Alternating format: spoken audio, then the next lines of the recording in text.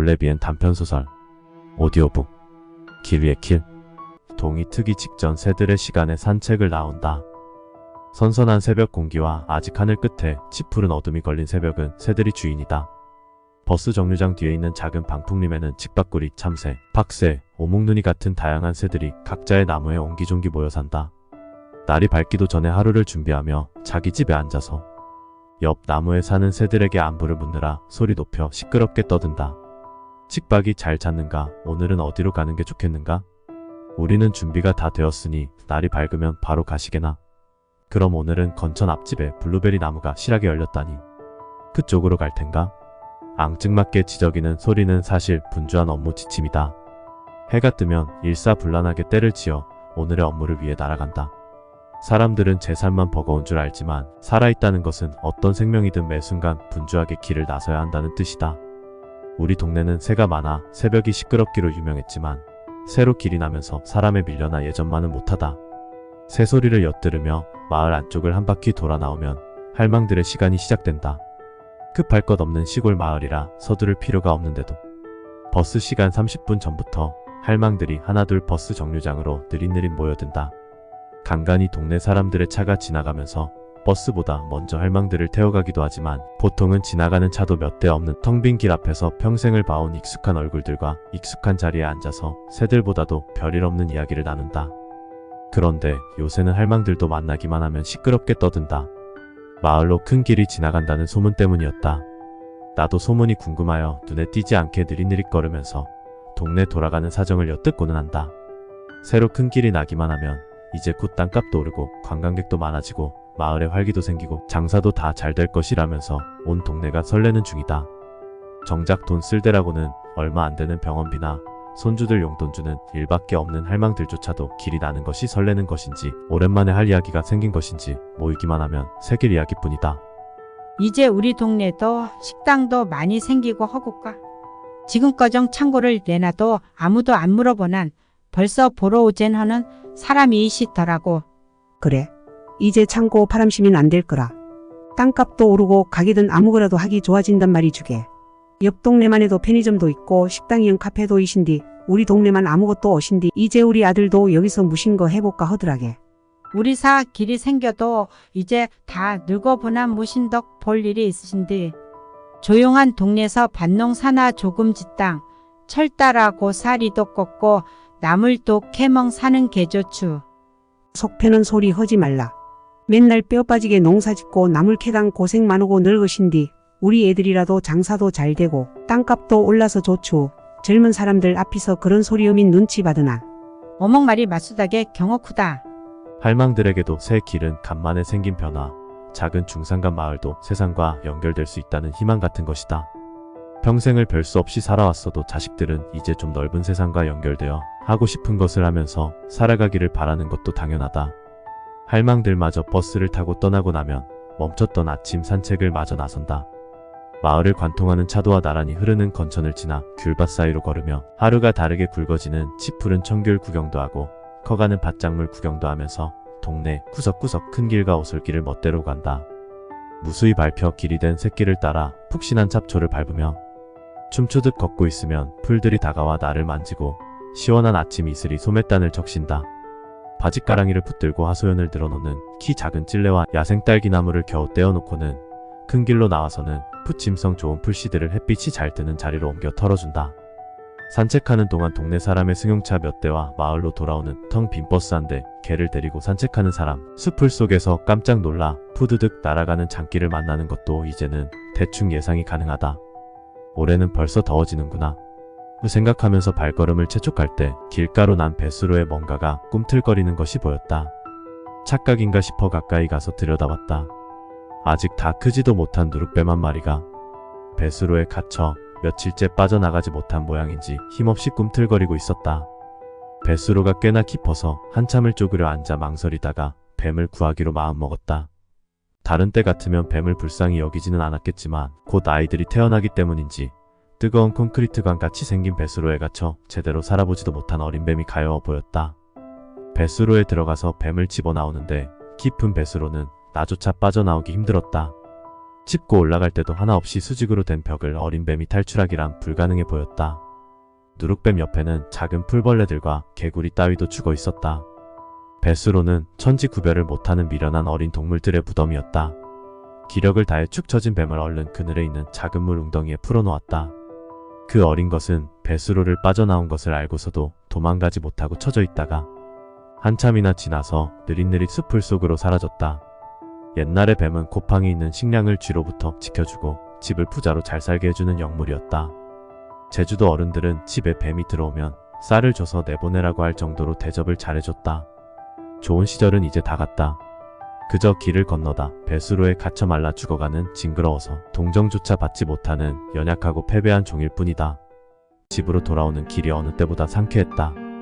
바다가 보이는 해안도로 따라 걷다 보면 쓸모없이 놀고 있는 땅에 키 작은 찔레가 흰 꽃을 가득 쏟아놓고 사람 머리 높이까지 가득 핀 연녹색 띠가 바닷바람을 따라 푸르게 일렁인다. 이 사이에 집으로 가는 길이 있다. 이 길 끝에는 아내가 기다리고 아이들을 키울 아늑한 집이 있다. 여름에는 띠가 가득 피고 가을에는 사람 키만한 억새가 물결치면 팔을 길게 뻗고 풀을 훑어 눕히면서 집으로 들어간다. 길 끝에서는 풀을 따아서 아내에게 선물하기도 하고 긴 풀잎을 하나 뽑아 들고 운세를 점치기도 한다. 오늘은 반가운 손님이 오려나 보다. 그날 저녁 아내와 식사를 하고 있는데 이 마을에서 가장 오랜 세월을 살아오신 삼나무 할아버지와 백록희 할머니 부부가 찾아왔다. 할아버지는 말수가 없고 키가 훤칠하게 크다. 수백 년은 살아온 듯한 인상이다가도 어르신이 풍기는 풋풋한 향기와 꼿꼿한 자세 때문에 영원한 청년 같은 느낌도 든다. 백록희 할머니는 눈부시게 흰 머리에 큰 눈이 선한 인상을 주는 분이다. 두 분 다 말수가 많지 않으신데다 마을 외곽에서 사셔서 왕래가 잘 없는데 웬일로 해가 다 지기도 전에 서둘러 우리 집을 찾아오셨다. 길이 문제였다. 자리에 앉기도 전에 집이 도로에 편입되게 생겨서 큰일이라고 할머니가 하소연을 늘어놓는다. 우리는 여기서 오래 살아서 이제 어디 가지도 못해요. 어디 좋은 데로 간다 한들 집보다 좋은 곳이 어딨겠어요. 우리는 이제 딴 데서는 못 살아요. 늙은이들 죽으라는 소리지. 말을 다 잊지도 못하시고 할머니는 눈물을 훔치신다. 사람들은 새 길이 생겨서 돈 벌 생각에 다 신이 났는데 이 동네에서 가장 오래 살아오신 어르신들이 쫓겨나게 생겼다. 도로를 확장하려고 집을 철거한답니다. 무슨 보상을 해준다고 하는데 이 나이에 우리한테 돈이 무슨 소용이 있겠어요. 족제비 잡은데 꼬리 달라는 격이지 살던 데서 사는 게 그저 복이지. 그런데도 이인은 하늘만 쳐다보고 있고 어디 가서 따지지도 못해서 답답해서 찾아왔어요. 나무 어르신이 드디어 입을 뗐다. 나라고 가만히 있고 싶겠나. 이제 늙어서 세상 돌아가는 법을 알아야지 뭐라도 해볼 텐데. 그래도 자네는 예부터 우리보다는 문자도 가깝고 하니 혹시 알아볼 길이 있나 싶어서 왔네. 어르신은 착잡한 표정으로 하늘만 올려다 볼 뿐 말을 잇지 못했다. 그런데 이 집은 괜찮아요. 이 앞으로도 길이 난대요. 큰 길만 새로 나는 줄 알았는데 큰 길하고 이 앞 해안도로를 연결하는 길도 새로 만든다던데요. 할머니가 동네에서 들은 소문을 알려줬다. 어머, 저는 처음 들어요. 당신은 그런 말 들은 적 있어요? 아내가 화들짝 놀라며 물었다. 이 해안도로는 지금도 하루에 차가 몇 대 안 지나가는데 길을 새로 만든다뇨. 정말입니까? 나도 처음 듣는 말이었다. 이 앞에 빌라가 몇 채 들어오면서 그 옆으로 길을 낸다던데 자세히는 모르고 그런다는 말만 들었어요. 그러니까 잘 알아봐요. 그래야겠습니다. 어르신들 아니었으면 모를 뻔했습니다. 말문이 막혔다. 우리 부부는 길이 나서 좋을 것도 없고 장사를 할 것도 아니다. 땅값이 오르는 것에도 관심이 없다. 그저 마을 안으로만 길이 나는 줄 알고 강 건너 불구경하듯이 지켜보고 있었는데 발등에 불이 떨어졌다. 어머, 그러면 당신이 읍사무소에 가서 알아보고 와요. 가는 김에 어르신 댁으로 나는 길도 물어보고요. 어르신들 안 오셨으면 저희는 까맣게 모르고 있을 뻔했네요. 감사합니다. 아내는 해야 할 일을 정확히 정해주면서 어르신들도 안심시키고 감사 인사도 전했다. 아내의 한마디에 어르신 부부와 나 모두 진정할 수 있었다. 현명한 여자다. 낯달이 떠야 읍사무소에 갈 수 있을 텐데. 당신 언제 낯달이 뜨는지 알아? 아내에게 물었다. 내일이 초사흘이니 내일부터는 낮에 달이 뜨기 시작할 걸세. 침묵을 지키던 삼나무 어르신이 대답했다. 그래, 잘 됐다. 그럼 당신이 내일 당장 다녀와. 어르신, 내일 읍사무소에 가서 어떻게 된 일인지 알아보고 와서 찾아뵙겠습니다. 다 길이 있겠지요. 너무 걱정 마시고요. 관에서 하는 일에 별수가 있겠냐마는 자네가 알아봐 준다니 안심이 되네. 고맙네, 고마워. 무뚝뚝한 어르신마저 연신 고맙다고 말씀하는 모습을 보니 짠한 마음이 든다. 우리가 태어나기 전부터 가장 오래 마을을 지켜오신 어른들이 하루아침에 쫓겨날 걱정을 해야 한다는 사실이 어처구니가 없었다. 길은 느리고 묵은 것을 밀어내고 빠르고 좋은 새 것들만 연결하는 것일까? 길이 세상을 연결하는 것인지 세상을 뚝 잘라 마음에 드는 것만 남기는 것인지 혼란스러웠다. 어르신들은 올 때처럼 숲을 사이 오솔길을 따라 돌아갔다. 이미 짙은 어둠이 깔려 있었고 초여름의 반딧불이가 일렁이는 찹조 사이에서 바람을 따라 반짝이다가 노부부가 지나면 화들짝 놀라서 어둠 속으로 숨어 일제히 깜깜해졌다가 한참 멀어지면 다시 반짝이면서 연약하게 빛을 낸다. 오늘따라 위태롭게 반짝이는 빛은 살아있다고 외치기라도 하듯이 보는 사람도 없는데 한시도 쉬지 않고 바삐 깜빡인다. 반딧불이들은 이제 어둠 속으로도 숨을 수 없는 하루살이가 되었다. 여보, 여기는 길이 어디로 날까? 그게 사실이면 여기서 우리 쌍둥이들 못 키우고 쫓겨나는 거 아닐까? 우리 어떡해? 어르신들 앞에서는 차분하게 안심시켜드리던 당찬 아내가 근심이 가득한 얼굴로 묻는다. 아니야, 괜찮을 거야. 집 앞에 바로 길이 나지만 않으면 이 앞에 띠가 사람 허리 높이까지 자라 있어서 별 차이 없을 거야. 해안도로가 얼마나 긴데 바로 이 앞으로 길이 나겠어? 걱정하지 마. 내일 가서 잘 확인하고 올게. 그래, 잘 알아보고 와. 여기가 바로 바다도 보이고 옆에 양식장도 있고 뒤에는 닭장도 있고 딱 좋은데. 그치?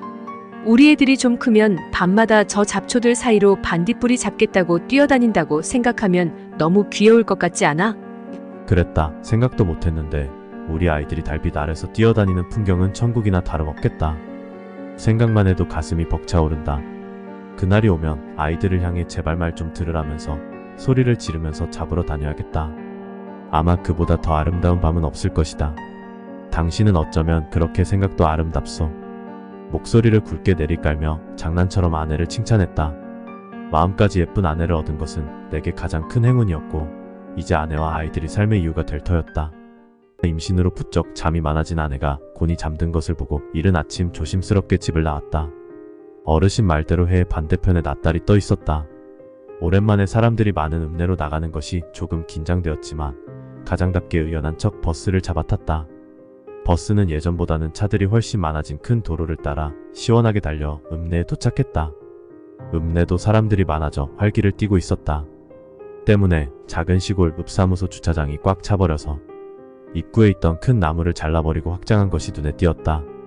예전에는 텅 빈 주차장 한가운데를 차지하던 큰 나무 아래 모두가 잠시 멈췄다.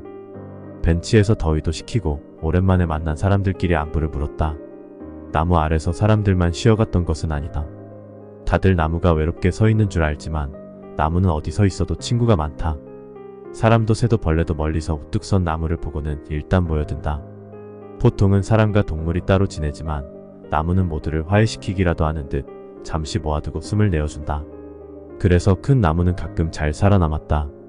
나무를 피해서 길을 내거나 주차장 한가운데에 그냥 두기도 했지만 결국 차에 자리를 내주고 말았나 보다. 주차장 한켠에 쉴 곳이 사라진 것이 아쉽지만 괜찮다. 주차할 자리가 없으면 보통 짜증나는 일이 아닌 것을 이해한다. 숲은 숲에 내주고 길은 길에 내주면 된다. 민원실 창구에서 안내를 받아 2층으로 올라갔다.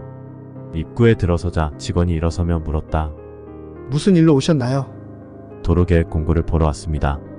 집 앞으로 길이 난다고 해서 정확한 위치를 확인하러요. 토지 보상 대상이신가 보다. 선생님 댁 주소가 어떻게 되시죠? 대상자는 아닙니다. 아이들이 어려서 길이 집이 얼마나 떨어졌나 확인하러 왔습니다. 주소는 해안로 441입니다. 그러시구나. 해안로 쪽으로는 길이 안 나는데 잠시만 앉아 계세요. 확인해 볼게요. 잠시 후 큰 지도를 가져와서 책상 위에 펼쳐놓고 위치를 찾기 시작했다. 여기네요. 주도로는 아니고 해안도로랑 연결하는 길이 나네요. 그런데 주소가 441 맞으세요? 해안로 441은 건물이 없는데? 어쨌든 해안로 441로는 길이 안 지나가고요. 그 바로 앞에 국유지가 있네요. 보이시죠? 여기 441 앞에 딱 붙어서 길이 지나가겠네요. 이상하네요. 이 주소에는 건물이 없고 조금 떨어진 건물은 아마 양식장일 텐데 양식장에 딸린 주택에 사시는가 봐요. 지도상의 건물이 제대로 표시되어 있지 않자 직원은 이상하게 생각하면서 집요하게 물어오려는 듯이 보였다. 아닙니다. 그 근처인데 제가 주소를 잘못 알았나 봅니다. 집이 아내 명에 다 보니까요. 말도 안 되는 핑계를 대면서 황급히 얼버무렸다. 여기에 길나서 나쁠 건 없어요. 지금은 해안도로 있어도 사람도 없고 관광객도 없는데 일주로랑 연결되고 나면 해안도로에서 식당을 해도 되고 편의점도 해도 되고 지금보다 훨씬 나을 겁니다. 다른 동네 해안도로는 관광객도 많고 카페도 많아서 북적이는데 이쪽은 들어가는 길이 좁아서 동네 사람들밖에 없잖아요. 땅값도 오르고 괜찮을 겁니다. 조용하고 풍경 좋으면 뭐합니까? 사람이 먼저 살아야지. 그러면 공사는 언제쯤 시작될까요? 글쎄요, 이쪽은 국유지라서 공사가 빨리 시작될 수도 있고 구간이 짧아서 공사 자체는 얼마 안 걸릴 것 같습니다. 공사 관계자가 아니라 정확히는 모릅니다. 그렇겠군요. 그럼 혹시 다른 도로 계획도 확인할 수 있을까요? 동네 어르신이 집이 도로에 편입되게 생겼다면서 이사도 힘들고 살 수도 없는데 어른들이다 보니 앞으로 절차가 어찌 될지 알고 싶으시다고 걱정을 하셔서요. 네, 확인해 드릴게요. 어르신 댁 주소 알고 계신가요? 정확한 주소는 모르겠는데 비자림로입니다. 아, 비자림로요. 비자림로 주변에는 주택이 없을 텐데 이상하네요. 비자림로도 확장하기로 결정이 되기는 했거든요. 여기 지도 보시면 이쪽 부분이 통행량보다 길이 좁아서 확장하기로 결정이 났습니다. 그런데 지도상에도 주택은 표시가 안 되어 있는데 그 댁 어르신 한번 읍사무소로 나오시라고 하세요. 제가 잘 알아보고 설명해 드리겠습니다. 여기가 나무가 많아서 저녁만 되면 금방 깜깜해지고 차는 계속 밀리고 관광객들도 몰려서 항상 정체 구간이잖아요. 삼나무만 좀 밀어내면 길도 훤해지고 차도 안 밀리고 좋아질 겁니다. 어르신들도 불편하게 사느니 시원하게 길이 나면 좋으실 겁니다. 만약에 절차상 문제가 있으면 이의제기 할 수도 있으니 걱정 안 하셔도 됩니다. 다 사람 좋자고 하는 일인데 직접 오시면 잘 설명드리고 다 잘 살게 해드립니다. 길 나면 좋은데 무슨 걱정을 하십니까? 동네 사람도 좋고 여행 온 사람도 좋고 다 좋지 뭘 그래요. 언제든 읍사무소로 같이 나오세요. 설명해준 직원은 친절하게도 당연하다는 듯 다 잘 살게 해준다고 호언장담을 했다. 다 잘 살자고 하는 일 아닙니까? 그는 무척이나 새 길이 나는 것을 환영하는 것 같았다.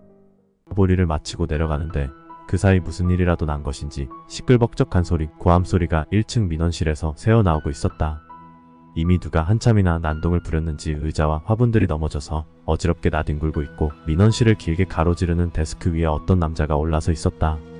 난동을 부릴 것 같지 않은 세련되고 늘씬하게 잘생긴 남자가 고래고래 고함을 지르면서 펄쩍펄쩍 뛰고 있었다. 차들 쌩쌩 다녀야 하니까 이렇게 날아다니라는 거지? 펄쩍펄쩍 이렇게 날면 되지? 그는 데스크 위에서 쿵쿵 발을 구르며 점프를 하고서는 소리를 질렀다. 나는 이렇게 펄쩍펄쩍 잘 나는데 우리 애들은? 8이나 되는 우리 애들은 못 나니까 다 차에 치여 죽으라는 거야? 그는 동네에서 몇 번 마주친 적이 있는 장기영이었다. 잘생긴 외모에 비해서 불같고 대책은 없는 성질에 앞뒤 가릴 줄 모르는 세대가리처럼 구는 남자였다. 오늘은 화가 나서 특별히 더 멍청하게 굴고 있었다. 선생님, 일단 내려와서 말씀하시죠. 이러신다고 해결될 일이 아닙니다. 해결이 안 된다며. 그런데 내가 왜 내려가? 길 좀 건너게 육교 하나 만들어 달라니까 신분증을 달라. 주소는 어디냐? 이래저래 핑계만 대고. 그 사이에 우리 애들 다치면 당신이 책임질 거야? 아니 선생님, 신분증을 주셔야 민원을 접수해드리죠. 위치를 알려주셔야 횡단보도든 육교를 만들든 할 거 아닙니까?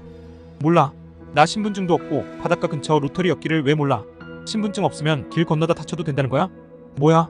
어차피 길 한번 건너려면 죽을 둥살둥 이렇게 날아야 하니까 육교 만들어준다고 할 때까지 여기서 펄쩍펄쩍 날아다닐 거야. 하면서 더 난동을 부리기 시작했다. 읍사무소 직원에게 살짝 다가가서 물었다. 아니 저 사람 왜 저러는 겁니까? 횡단보도 만들어 달라고 민원 내러 오신 분인데 상황에 맞지 않게 육교를 만들어 달라고 하시질 않나. 신분증 없이는 접수가 어렵다고 했더니 갑자기 화를 내시면서 난동을 부리기 시작하셨어요. 저분 동네에서 몇 번 봐서 안면이 있는데 제가 이야기해 보겠습니다. 그래 주시겠어요? 안 그럼 경찰 불러야 할 것 같아요. 나는 나뒹굴고 있는 의자를 치우고 민원실 데스크 바로 앞으로 다가갔다. 장기영 씨 오랜만입니다. 오늘 낯달 떠서 나오셨습니까? 아니 이게 누구야? 조재빈 씨 아닙니까? 그는 곧바로 나를 알아보았다. 길 건널 육교를 만들어 달라고 오셨다고요? 일단 내려오세요. 사람 일이 이런다고 해결되지 않습니다. 절차만 잘 알면 생각보다 쉽게 해결됩니다. 제가 도와드리겠습니다. 저희 집안이 글 쓰고 문서 작성하는 것 하나는 알아주지 않습니까? 믿어보시죠. 사람일 별것 아닙니다. 우리 아이들이 8이나 되는데 집 앞에 길을 확장하는 바람에 꼼짝없이 큰 길가에서 아이들을 키우게 생겨서 낯달이 뜨자마자 달려왔습니다. 그런데 직원이 하는 말이 신분증을 내놔라, 주소를 알아와라 하니까 순간 눈이 뒤집혔습니다. 길을 확장할 때는 물어보지도 않더니만 육교 하나 만들어달라는데 필요한 게 뭐 그렇게 많답니까? 사실 그게 다 별것 아닙니다. 이래서는 절대 해결 안 됩니다. 저 믿고 내려오시죠. 그럼 한번 믿어보겠습니다. 그는 쭈뼛거리면서 내려왔다. 어머 한참을 설득해도 안 내려오시더니만 선생님 너무너무 감사해요. 제가 마음이 급해서 육교 설치를 안 해주시려고 하는 줄 알았습니다. 죄송합니다. 장기영도 아이들을 키우는 아버지라서 억지로라도 허리를 굽혀 사과했다. 그럼 일단 육교 설치하려면 뭐가 필요한지 안내를 좀 부탁드려도 될까요? 다음번에 함께 와서 다시 신청하겠습니다. 그럼 이쪽으로 잠시 앉으세요. 직원은 넘어진 의자를 일으켜 세워 자리를 만들어주고 종이를 한 장 꺼내서 필요한 것들을 적어주기 시작했다. 신분증하고 횡단보도 설치를 원하는 곳의 주소 사진도 있으면 좋고요. 아니면 인터넷으로 국민신문고에서 직접 신청하실 수도 있어요. 아, 그럼 휴대폰만 있으면 민원을 접수할 수 있겠네요. 내가 되물었다. 그렇죠. 국민신문고로 민원을 접수하시면 읍사무소 다시 안 오셔도 됩니다. 그럼 인터넷으로 신청하는 것을 도와드리는 게 낫겠네요. 자세히 설명해 주셔서 감사합니다. 고생 많으셨습니다. 직원에게 감사 인사를 건네고 장기영을 잡아 끌어 재빨리 민원실을 빠져나왔다. 그도 건성으로 사과 인사를 하고 내게 바짝 붙어서 다급히 물었다. 아니, 그럼 형님은 인터넷으로 그런 것도 할 줄 알아요? 나는 어느덧 형님이 되어 있었다. 네, 걱정 마시고 도와드리겠습니다. 장기영 씨도 도우셔야 할 겁니다. 네네, 당연히 도와야죠. 아이들을 위해선데 뭐든 열심히 하겠습니다. 그런데 형님은 무슨 일로 오셨습니까? 저도 집 앞으로 새 길이 난다고 해서 뭐가 어떻게 돌아가는지 알아보려고 왔습니다. 이미 볼일은 다 마쳤으니 낯달이 치기 전에 얼른 돌아갑시다. 역시 길이 문제군요. 며칠 뒤 우리는 모든 준비를 마쳤다. 우리 집에서 모두 모여 핸드폰으로 민원을 신청하기로 했다.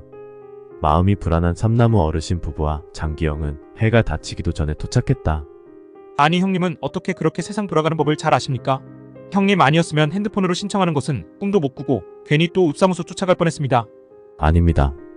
지금까지도 쉽지 않았지만 핸드폰으로 민원을 넣는 것도 쉽지 않을 겁니다. 제대로 될지 안 될지는 해봐야 합니다. 일단 앉으시죠. 비장한 표정으로 다섯이 둘러앉아 가운데에 신형 갤럭시 폴드를 펼쳐놓고 옆에는 신분증을 꺼내두었다. 그리고 긴장 속에 국민신문고 사이트에 들어갔다. 오, 된다. 형님 정말로 되네요. 국민신문고 사이트가 화면에 나타나자 장기영이 호들갑을 떨었다. 아닙니다. 이제 겨우 시작입니다. 앞으로도 문제가 많을 겁니다. 그보다 어르신, 핸드폰 배터리가 충분할지 몰라서 먼저 장기영 씨의 횡단보도 설치 민원을 신청하고 다음에 어르신네 민원, 그 다음에 저희 민원을 넣겠습니다. 그래, 기영이 자네는 아이들이 8이나 된다고? 당연히 먼저 해야지. 그렇게 하세. 다시 비장한 정적이 흘렀다. 생사가 달린 일이었다. 국민신문고에 로그인하느라 몇 번이나 인증 문자를 받고 주민등록번호를 입력하고를 반복하는 동안 다섯은 머리를 맞대고 뚫어져라 화면만 들여다보고 있었다. 경박한 장기영조차도 그 초조하고 지루한 시간 동안 한마디도 하지 않았다. 정적 속에서 본인 인증 확인 문자가 울리는 소리만 가끔씩 지잉하고 짧게 반복될 뿐이었다. 마침내 무사히 로그인을 마치고 민원이 접수 완료되었다는 문자가 다시 지잉하고 진동을 울리며 들어왔다. 그제야 다같이 한숨을 내뱉었다. 이제 거의 다 됐습니다. 육교까지는 힘들더라도 최소한 횡단보도는 웬만하면 설치해 줄 겁니다. 문제가 있으면 그때 가서 또 민원을 넣던가 하면 되니까요. 일단은 기다려봅시다. 감사합니다. 형님이 아니었으면 아무것도 못하고 발만 구르고 있었을 겁니다.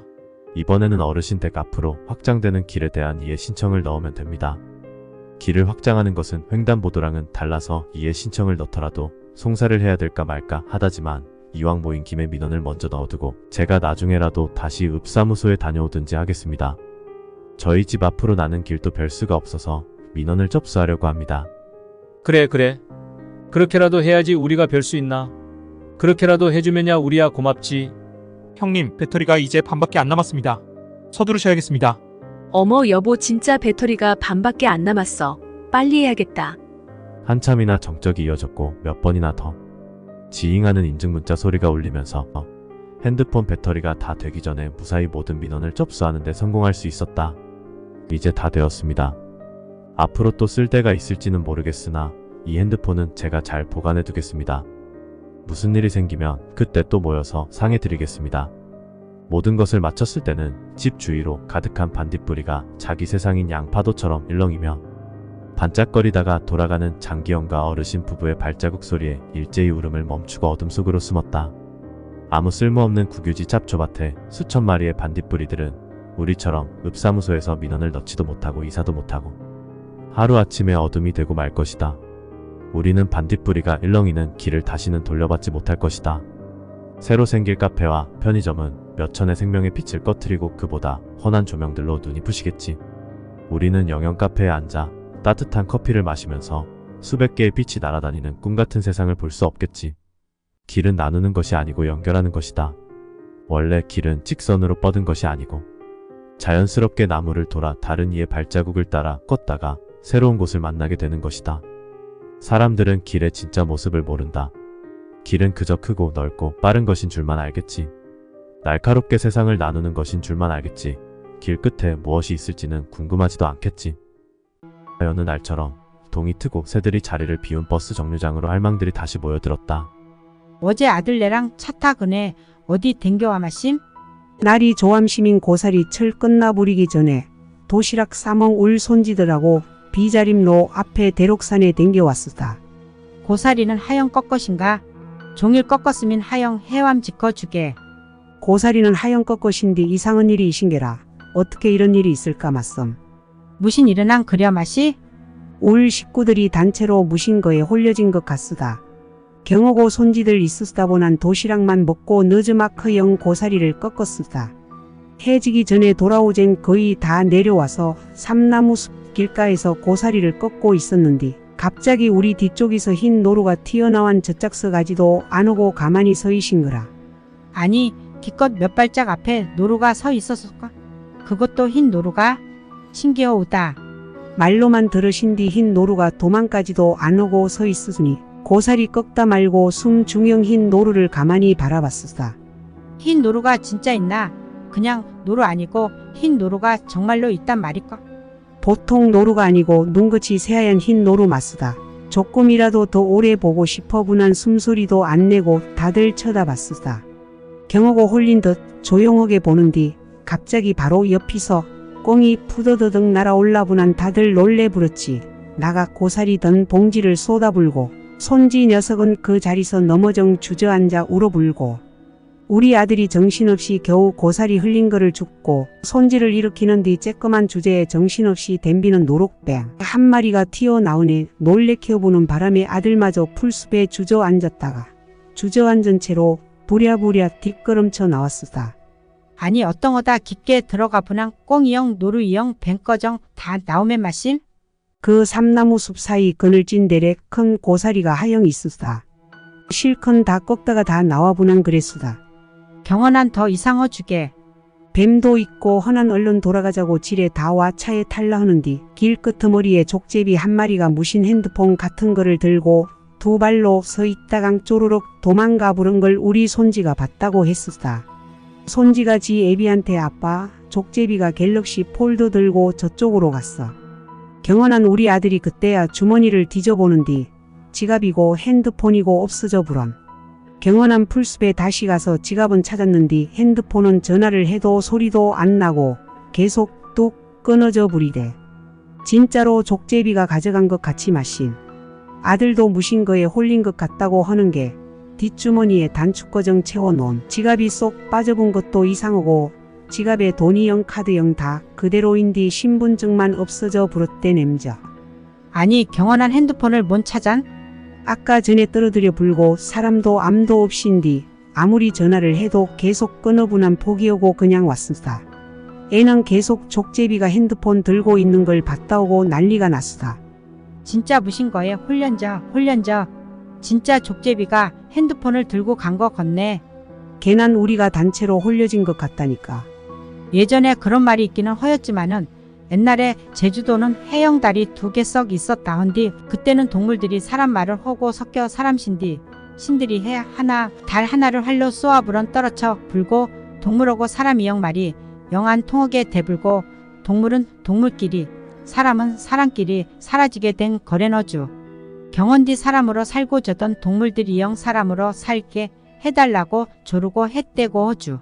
경원한 한하늘에 해 허고 달이 동시에 뜨는 날이민 낮달이 뜨는 초사흘부터는 동물들이 사람으로 둔갑허연 돌아댕긴다고 허는 말이 있기는 허였주.